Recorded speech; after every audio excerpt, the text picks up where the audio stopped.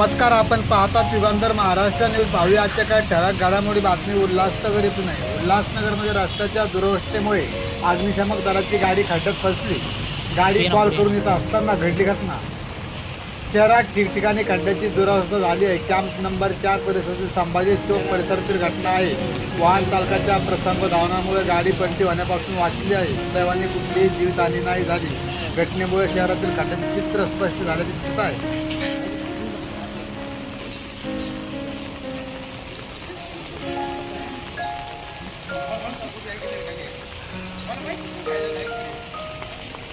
चलो